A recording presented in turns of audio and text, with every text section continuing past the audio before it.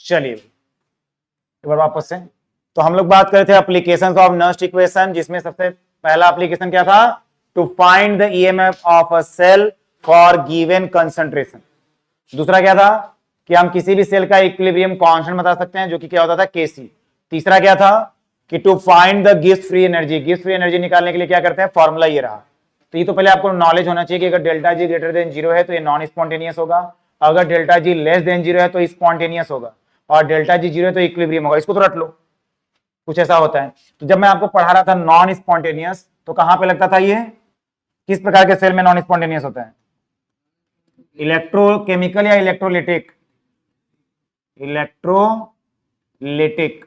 Non spontaneous मतलब इसको बाहर से चाहिए, मीडियम कुछ कुछ माध्यम चाहिए। अगर लेस देन जीरो तो इसको क्या बोलेंगे, इलेक्ट्रोकेमिकल सेल, इलेक्ट्रोकेमिकल सेल, जैसे हमारा जितने भी गैल्वेनिक सेल हैं। और इक्विलिब्रियम आ गया ये जीरो पे, तो ये तो हो गया रटने वाली चीज।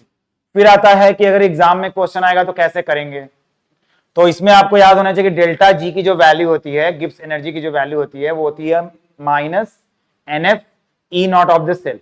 अच्छा मान लो बस इतने को देख के मैं अगर आपसे ये पूछूं कि क्या आप E ऑफ सेल देख के बता सकते हैं कि वो सेल इलेक्ट्रोकेमिकल है कि इलेक्ट्रोलिटिक है, बिल्कुल बता सकते हैं। मान लीजिए कि आपने E सेल की वैल्यू रखी प्लस, तो आपको क्या मिलेगा, माइनस में। माइनस मतलब इलेक्ट्रोकेमिकल है। और अगर आपका ई सेल ही नेगेटिव दिया हुआ है तो आपको क्या मिलेगा, प्लस। प्लस मतलब वो क्या है, इलेक्ट्रोलिटिक, यहां पे लिखा है, समझ गए ना। तो बस इसको देख के भी नेचर पूछ सकता है, तो इसको यूज करने आना चाहिए, न्यूमेरिकल इस पे आता है मोस्टली। तो इसके लिए क्या होगा, डेल्टा जी नॉट पूछ देगा, स्टैंडर्ड गिब्स एनर्जी। एन क्या होता है, वो आपका रिएक्शन डिसाइड करेगा, हमने लास्ट क्लास में रिप्रेजेंटेशन सीखा था, वो डिसाइड करेगा। और एफ होता है, एफ की वैल्यू क्या होती है, 96487 कूलम पर मोल, जो कि अप्रोक्सीमेटली हम लोग क्या ले लेते हैं, 96500 कूलम पर मोल। अच्छा एक चीज और, ई नॉट ऑफ सेल कई बार डायरेक्टली दे देता है, कई बार नहीं देता है, तो वो भी हम लोग लास्ट क्लास में सीख चुके हैं कैसे निकालते थे। अगर हाइड्रोजन के साथ दे दिया था तो तुरंत निकल जाता है। हाँ बस बस प्लस माइनस का बस ध्यान देना है, ठीक है। और अगर मैं ई नॉट ऑफ सेल की बात करूं तो मैं इसकी जहां पे लिख सकता हूं RT by NF log P by R, यहां पे concentration of product over the concentration of reactant. Alok क्या कर रहे हो, इसको रखा तो ये इससे कट गया, तो एक फॉर्मूला हमको मिल गया, delta G naught is equal to minus RT log base E। Base पे ध्यान देना, बेस 10 नहीं है, बेस E है। जब आप न्यूमेरिकल इस पे सॉल्व करने जाएंगे तो इस बात का ध्यान देंगे कि 2.303 से मल्टीप्लाई कर देंगे यहाँ पे, तो ये बेस 10 बनेगा। कुछ भी सोच समझ के लिखना है, नहीं तो चला जाएगा पूरा मार्क्स। तो अगर जिसको भी यहाँ पे दिक्कत है तो दिमाग में लिख लेना क्या, कि मान लो मेरे पास लॉग बेस E है और मेरे को बनाना है लॉग बेस 10, तो मैं लॉग बेस E में किससे मल्टीप्लाई करूंगा, 2.303 लॉग बेस E। तो इसमें इससे मल्टीप्लाई करने से लॉग बेस 10 बन जाता है। तो कई बार मान लो इस पे सीधे क्वेश्चन आ गया, R दे दिया, T दे दिया, कंसंट्रेशन दे दिया, तो भी वहां गलत करके आने वाले हो। यहाँ पे 5/4 log 5 लेके आ जाओगे 0.69, गया नंबर, समझा ना। ये बेस E है, तो आप 2.303 से मल्टीप्लाई कर लीजिए, फिर लिख दीजिए 0.69, कोई दिक्कत नहीं। अभी जो भी मैं बोल रहा हूं मैं उस पर क्वेश्चन करा दूं तब समझ में आएगा। नेक्स्ट, ये हमने क्वेश्चन कर लिया। क्वेश्चन क्या था कि कोई डेनियल सेल है जिसका स्टैंडर्ड हमको उसका पोटेंशियल पता होता है कि 1.1 वोल्ट है, ई नॉट ऑफ सेल पता है, और हमको उसका स्टैंडर्ड गिब्स एनर्जी बताना है। तो फॉर्मूला क्या होता है, इसको छोड़ो, delta G naught is equal to minus NF E naught of cell. तो उसके लिए NF चाहिए, तो N कैसे निकालेंगे, तो रिएक्शन इस तरह से लिखना है एग्जाम में कि पहले आपको रिएक्शन देना है उस सेल का। अगर वो डेनियल लिखा है तो नहीं दिया है, लेकिन अगर कोई और सेल देगा तो तुमको रिप्रेजेंटेशन दे देगा वो, यानी तुमको रिप्रेजेंटेशन को पढ़ के बहुत कुछ निकालना आना चाहिए। तो उसको पढ़ के आप पहले रिएक्शन बनाएंगे, इसको देख के आप N डिसाइड करेंगे, वो तो पहले सीखे ही हो। तो यहाँ पे N आ गया, F की वैल्यू फिक्स होती है, यूनिट पे ध्यान देना है कूलम पर मोल, और ये वोल्ट, वोल्ट को लिख सकते हैं जूल पर कूलम, कूलम से कट गया, आ गया आंसर हमारा। चलें अगले क्वेश्चन पे। Next,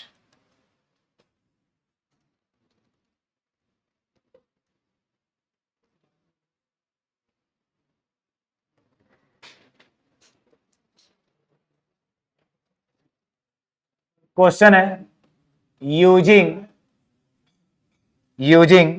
standard electrode, using standard electrode potential predict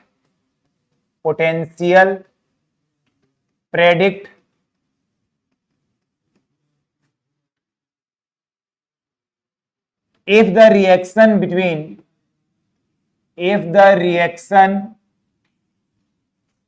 between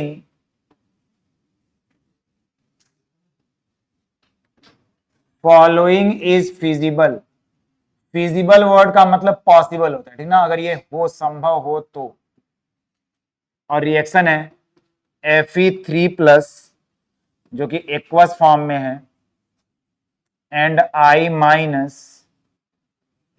again aqueous form में है, तो इस तरह से दिया हुआ है कि Fe3+ से प्लस इलेक्ट्रॉन लेकर ये बनाता है Fe2+, और आपको दिया हुआ है इसके लिए स्टैंडर्ड इलेक्ट्रोड पोटेंशियल 0.77 और 2I- से I2 बना दे 2 इलेक्ट्रॉन लेके, और इसका E0 दिया हुआ है 0.54। चलो करो, क्या बताना है? पहला ये कि रिएक्शन फिजिबल है कि नहीं, और अगर रिएक्शन फिजिबल है तो किस टाइप का सेल होगा ये बताओ।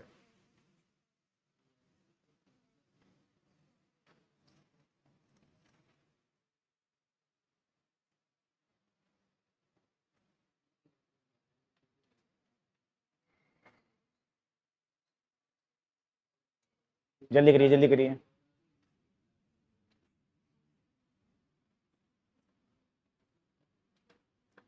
जितना दिया है यही पर्याप्त है आपको आंसर तक पहुंचने के लिए।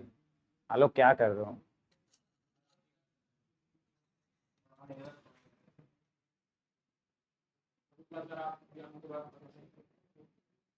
क्यों नहीं है? सब पढ़ा है, कल भी सुन लिए होते तो आ गया होता। कुछ ऐसा नहीं रहता है, तुम लोग मान के बैठ जाते हो कि नहीं आ रहा है तो नहीं आ रहा है।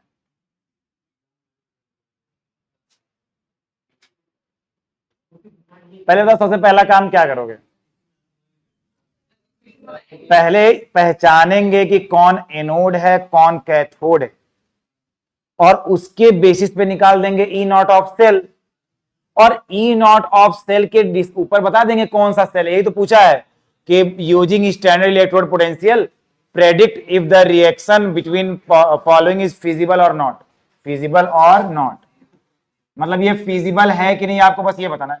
फिजिबल मतलब क्या, ये पॉसिबल है कि नहीं जो रिएक्शन हो रहा है। तो एक बात बताइए, यहां पे जो हो रहा है उसमें ये Fe क्या कर रहा है? तो Fe में हो रहा है रिडक्शन, तो यहां पे लिखो ऐसे रिडक्शन, मतलब इसको जब तुम एग्जाम में लिखोगे तो नीचे लेके लिखना रिडक्शन। और रिडक्शन कहां पे होता है? कैथोड पे, यानी कैथोड पे जो भी रहता है वो इलेक्ट्रॉन को कंज्यूम करता है, खाता है अपने आप को स्टेबल करने के लिए। देखो खा रहा है, तो 3 से 2 हो रहा है इसको खा के। और अगर आप नीचे देखेंगे तो यहां पे नंबर -2 से 0 हो रहा है, तो नंबर इंक्रीज कर, तो ये ऑक्सीडेशन को शो कर रहा है। इतना सा चीज तो सिखा रहे हैं 2 दिन से, पहला दिन छोड़ दियो, सोच रहे हो आएगा ही नहीं। अगर ये ऑक्सीडेशन है तो ये कहां पे हो रहा होगा? एनोड पे। बस हो तो गया, यही बस इतना समझना था। अगर इसको ये समझ में आ गया तो E0 ऑफ सेल क्या होता है? E0 of cathode minus E0 of anode. देखो भाई, कैथोड पे है ये वाला 0.77 माइनस 0.54, प्लस में आ रहा है ना, कितना आ रहा है? इतना वोल्ट। जितना लिखे हैं उसमें किसी को दिक्कत नहीं। क्वेश्चन में पूछा क्या है कि ये रिएक्शन होगा कि नहीं होगा, फिजिबल है कि नहीं? बिल्कुल फिजिबल है। क्यों? क्योंकि अगर आपका E पॉजिटिव है तो बताइए डेल्टा G0 क्या हो जाएगा? -NF E0 of the cell. Value निकालने के लिए नहीं बोला है, वैल्यू तो निकाल ही देंगे हम लोग, वैल्यू तो निकाल ही देंगे, लेकिन क्या इतना देख के हम लोग नहीं बता सकते हैं कि delta G0 is less than 0? और अगर ये लेस देन 0 है तो क्या हो गया? Spontaneous reaction and reaction is feasible. बस इतना सा पूछा है भाई, 2 नंबर का क्वेश्चन था। हाँ, वैल्यू चाहो तो निकाल दो, सब तो पता है। एन एन बताओ कितना आ रहा है, एन बताओ जाने, एन कितना आ रहा है भाई, बैलेंस तो करना पड़ेगा भाई। यहां पे 2 इलेक्ट्रॉन ये दिया है। देखो एक बात और समझ लो, अगर ऐसे 2 रिएक्शन दिए हुए हैं तो इसमें से एक देता है इलेक्ट्रॉन, एक कंज्यूम करता है इलेक्ट्रॉन। तो जो एक इलेक्ट्रॉन देता है कितना दे रहा है, 2, और जो ये ले रहा है वो कितना दिखा रहा है, 1। तो बैलेंस करना पड़ेगा। कितना हो जाएगा,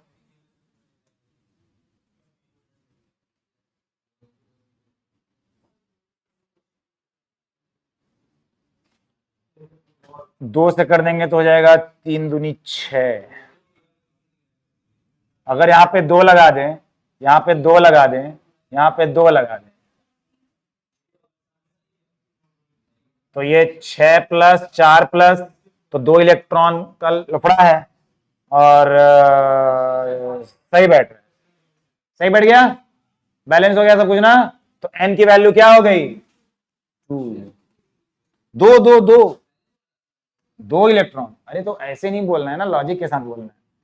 तो 2 आ गया, समझ गए। एफ पता ही है, delta E naught of cell पता ही है, सीखे नहीं कुछ।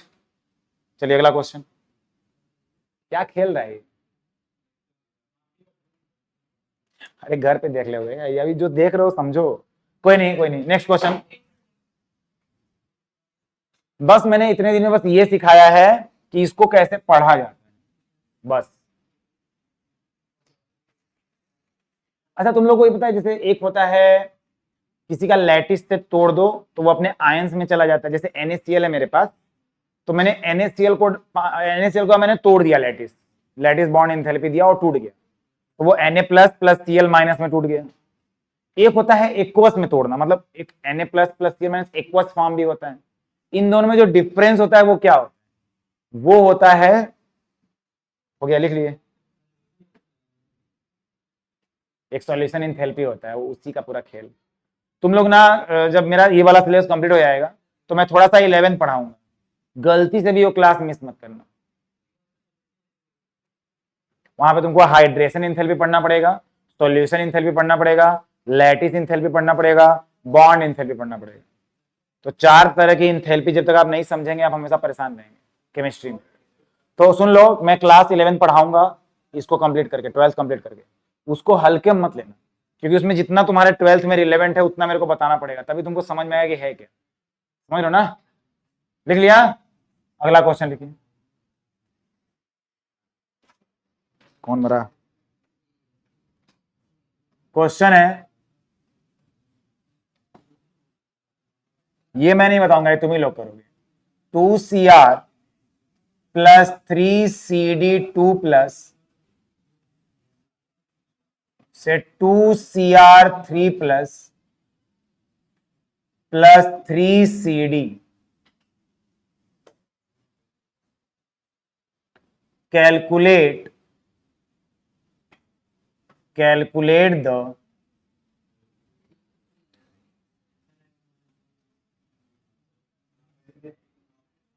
Standard cell potential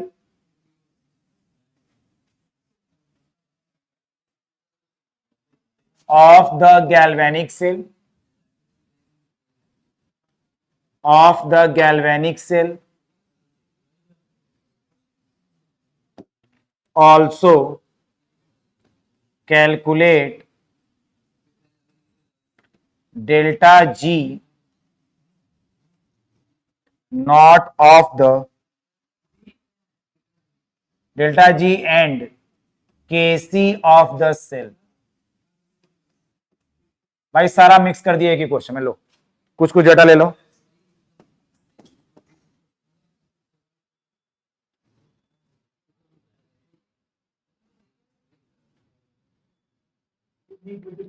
E naught CD2 plus से CD is equal to -0.40 volt, E naught from CR से CR3 plus is equal to 0.74 volt. ये कब मान जाऊंगा? ये क्वेश्चन जिससे लग गया पूरा पीछे का उसको सब आ गया। Most important.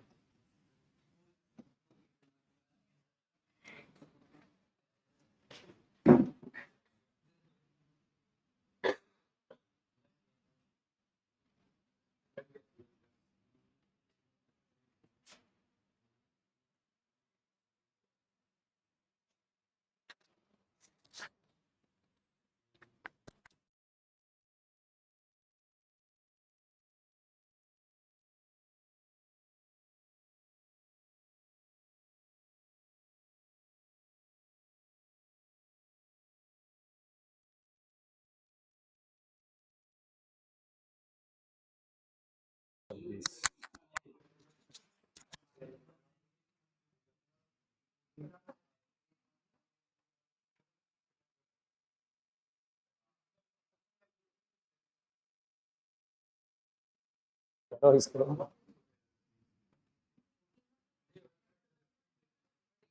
-1.14 80। हाँ गलत है। तुम लोग बस E नॉट ऑफ सेल बता दो, बाकी तो कर लो। पॉइंट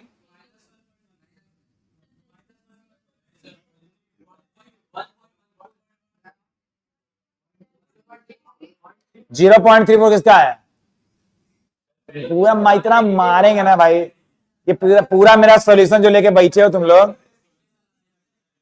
यहां पे आइए, यहां पे पहली बात कि ये जो दिया है इसको चेंज करेंगे, क्योंकि ये ऑक्सीडेशन पोटेंशियल दिया है, आप रिडक्शन पोटेंशियल लिखेंगे तो ये माइनस, मैंने ये चेंज किया है। तो जब आप इसका आंसर करने जाएंगे तो पहले इसको चेंज करेंगे। तो E नॉट ऑफ सेल, अब इधर आ जाओ। क्रोमियम जो है अपना Cr, ये Cr से क्या हो रहा है? Cr3 प्लस, तो इसका ऑक्सीडेशन हो रहा है। ऑक्सीडेशन मतलब एनोड होता है, और Cd2 प्लस से Cd हो रहा है, तो यहां रिडक्शन हो रहा है, तो रिडक्शन होगा कैथोड पे। तो हम लोग लिखेंगे कैथोड माइनस एनोड,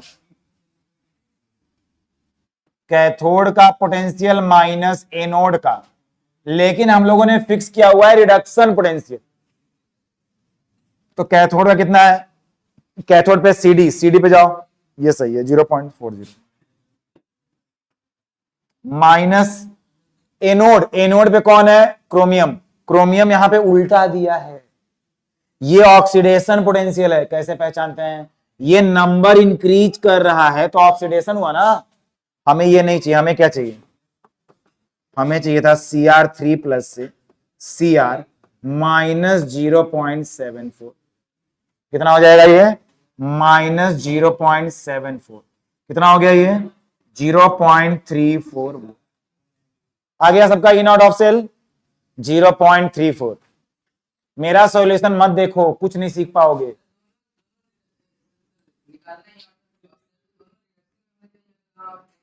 जो डेटा गिवन होता है वो हमेशा या तो रिडक्शन में रहे दोनों, या तो दोनों ऑक्सीडेशन में, लेकिन हमने उसमें भी ये फिक्स कर लिया कि हम हमेशा रिडक्शन के साथ आगे बढ़ेंगे। तो अगर ऑक्सीडेशन दोनों दिया है तो आप माइनस माइनस करके रिडक्शन, क्या चीज? किसी कितना आ रहा है? फिर से बोलो। बहुत गलत है, थोड़ा मोड़ा नहीं, एकदम उल्टा है।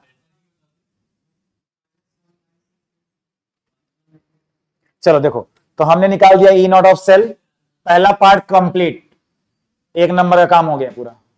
चले आगे, कैलकुलेट डेल्टा G नॉट, ये तो हो जाएगा। N बता दो बस, N, बहुत बढ़िया, N होगा 6। अब जिन बच्चों को नहीं आ रहा है कि N कैसे 6 होगा, तो इनको आप अलग अलग लिख लीजिए। तो इसको आप अलग से निकालिए यहां पे, तो ये हो जाएगा 2Cr से 2Cr3+। एक बार बताओ, अगर मेरे को इसको बैलेंस करना है तो यहां पे तो कोई चार्ज नहीं, तो वहां पे कितना हो गया +6, तो उसको माइनस करने के लिए मैं लिखूंगा +6 इलेक्ट्रॉन। अब देखो आयनिक बैलेंस हो गया और बाकी मोल बैलेंस तो है ही, तो 6 इलेक्ट्रॉन इसने दिया, उसने लिया होगा 6। समझे नहीं समझे? ये क्या किया होगा 3Cd2+ +6 इलेक्ट्रॉन को लेके बनाया होगा 3Cd।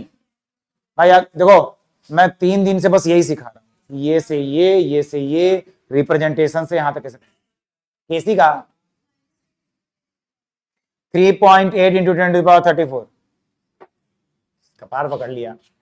तो इसको यूज करते हुए मैं यहां पे आऊं तो मेरा डेल्टा G0 हो जाएगा, delta G0 will be -NF E0 of cell, तो -696,500 इंटू कितना था 0.34 डिवाइड बाई 1000 कर देते हैं यहीं पे। तो ऐसा करने से क्या बन जाएगा किलो जूल पर मोल। कितना आ रहा है भाई ये?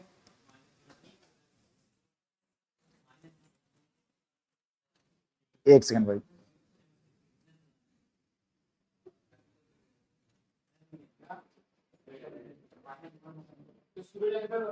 हाँ सूरज बोलो। 196.87।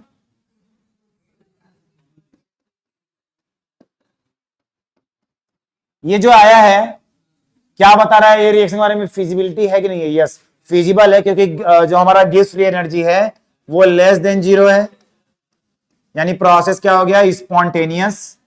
स्पॉन्टेनियस है अगर, तो इसका मतलब क्वेश्चन की पहली लाइन पर वो क्या लिखा है गैल्वेनिक सेल ये है, तभी ना गैल्वेनिक सेल हो पाएगा जब स्पॉन्टेनियस होगा।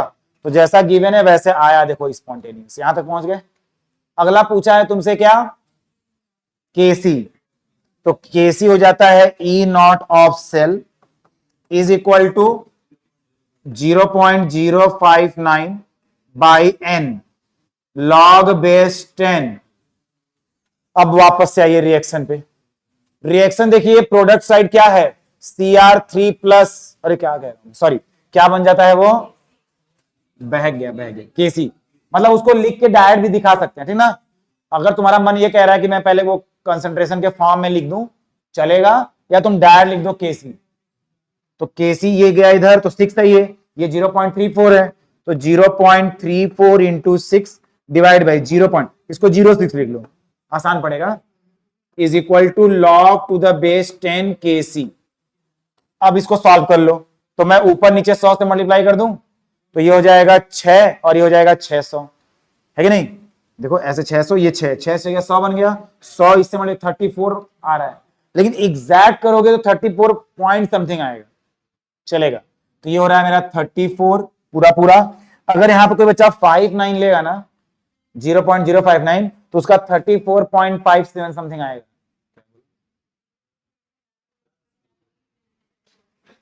करो, एक ही बात है, एक ही बात है। ये 34 6 से कट गया 34 आएगा, तो वही ना एग्जैक्ट निकालोगे तो 34 पॉइंट समथिंग आएगा।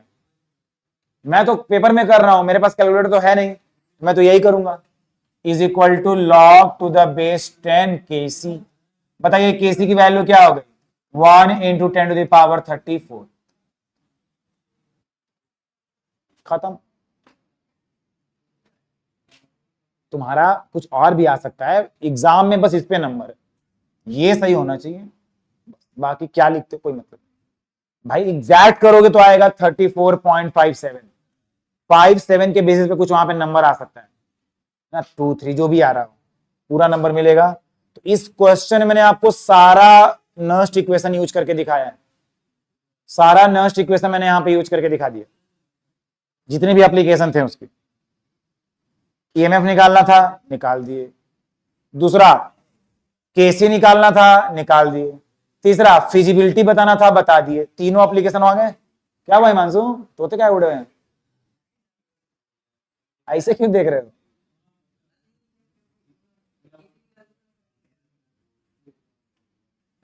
तुम्हारा क्या आया है केसी?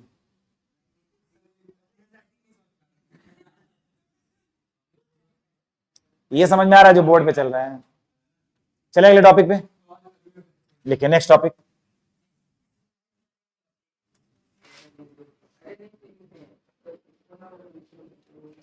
Conductance of electrolytic solution. लिखिए conductance of electrolytic solutions. Conductance of electrolytic solutions लिखिए, कंडक्टेंस ऑफ इलेक्ट्रोलिटिक सॉल्यूशन इसमें लिखो।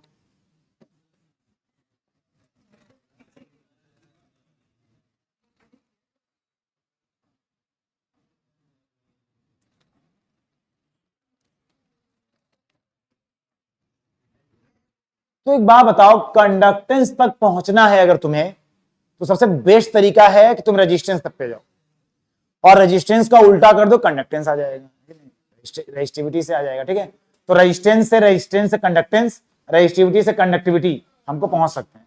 तो स्टार्ट करेंगे रेजिस्टेंस से। ठीक है, बात नहीं। तो इस टॉपिक में हम स्टार्ट करेंगे रेजिस्टेंस से। तो क्या होता है रेजिस्टेंस, देखिए इसमें सब हेडिंग डालिए, रेजिस्टेंस।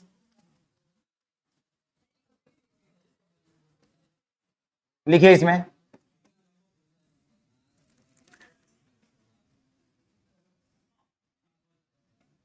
इट मेजर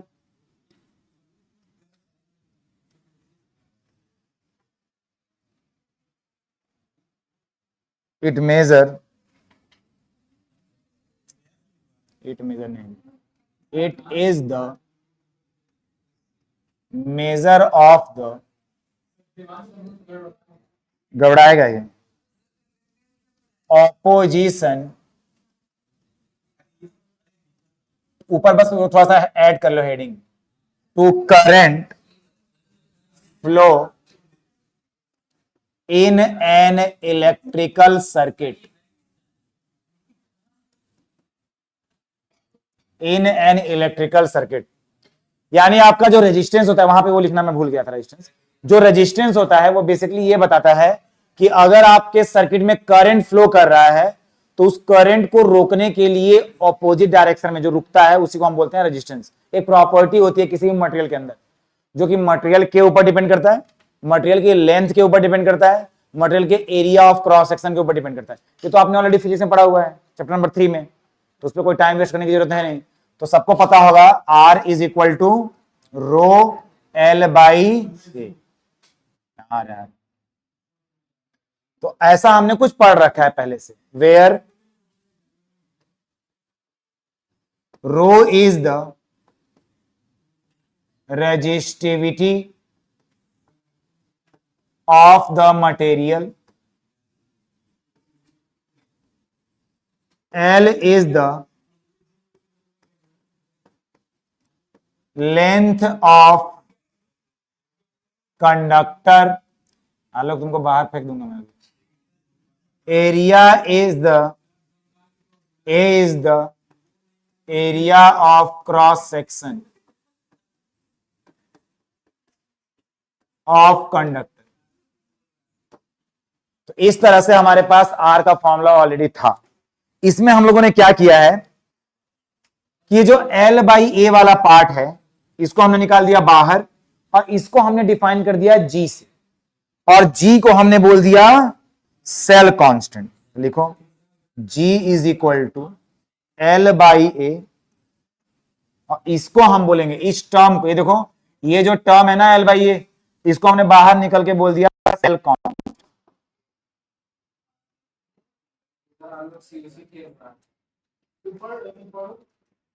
तुम पढ़ाई ध्यान दो ना, क्या मतलब है लोग से? ठीक सर, ठीक है।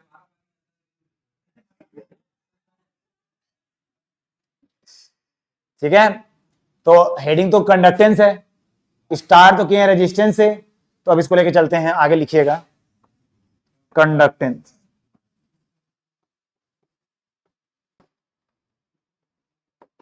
कंडक्टेंस में लिखो the reciprocal of the resistance is called conductance.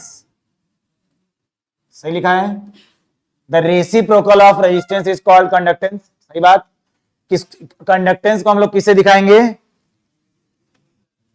के से दिखाएंगे, इसको स्मॉल के से दिखाएंगे, कप्पा बोलते हैं इसको, कप्पा, कप्पा बोलेंगे इसको। और kappa is equal to 1 by resistance यानी कि आर। कुछ तो गड़बड़ है। Sorry sorry sorry sorry, conductance नहीं, कंडक्टिविटी को दिखाते हैं कप्पा से।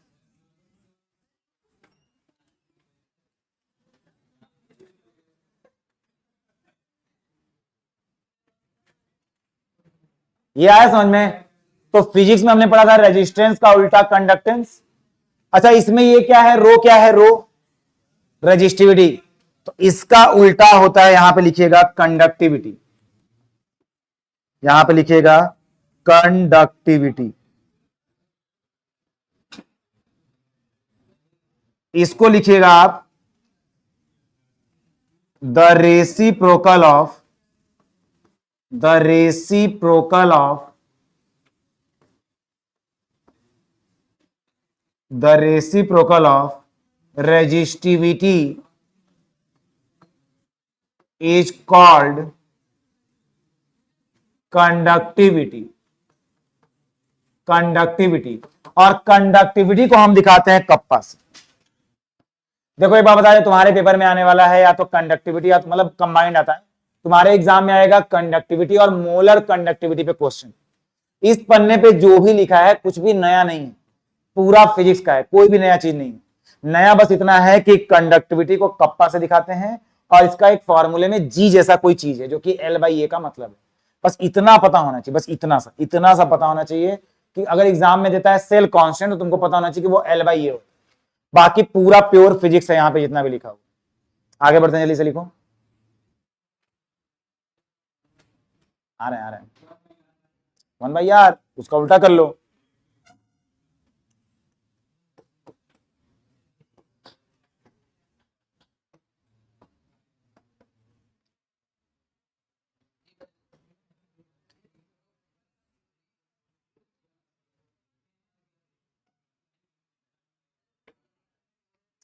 कंडक्टिविटी पे आते हैं। तो अगर मैं बात करूं रेजिस्टिविटी की, तो क्या मैं रो को लिख सकता हूं R A by L? R A by L लिख सकते हैं। तो यहां से आ जाएगा kappa is equal to 1 by rho is equal to 1 by R A by L. तो एल गया ऊपर, एल बाई ये होता है जी, तो जी बाई आर। बस इतना ही तो था। तो कप्पा पे क्वेश्चन आने वाला है पेपर में और मोलर वाले पे आना। इसका यूनिट लिख लो, साइमन मीटर इनवर्स।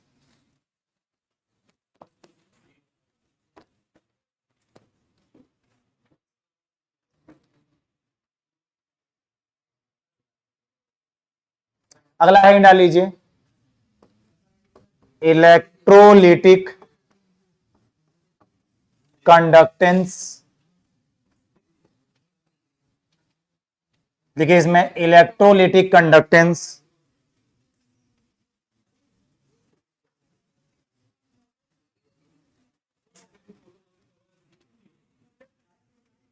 इसमें लिखो 2 लाइन जल्दी से। हेडिंग डालो इलेक्ट्रोलिटिक कंडक्टेंस, इसमें लिखो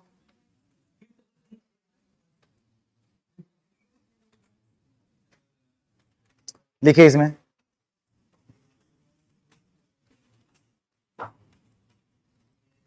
कंडक्टेंस ऑफ इलेक्ट्रिसिटी। लिखो इसमें conductance of electricity, conductance of electricity by ions, by ions. लिखो जल्दी, conductance of electricity by ions present in the solution, present in the solution is called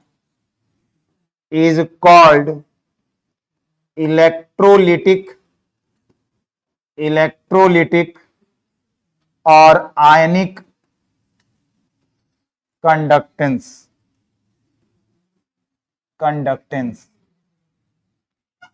It depends upon, लिखो, it depends on, भाई बोलो मजेदम। तो हमने बात किया electrolytic conductance, word का मतलब आयंस से है, आयंस या इलेक्ट्रोलिटिक कंडक्टेंस मतलब आयनिक फॉर्म में या चार्ज के फॉर्म में रहेगा जो कि कंडक्ट करा रहा है। तो ये 3-4 बातों पर निर्भर करता है। पहला लिखो, nature of the solvent,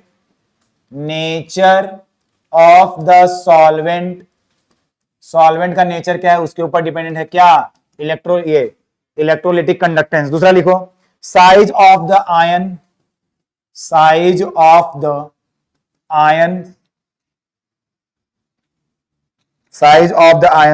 produced and their solvation, ions produced and their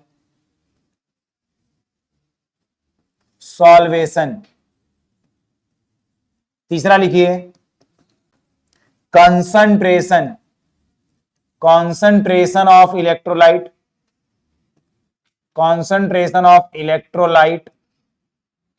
last लिखिएगा टेम्परेचर।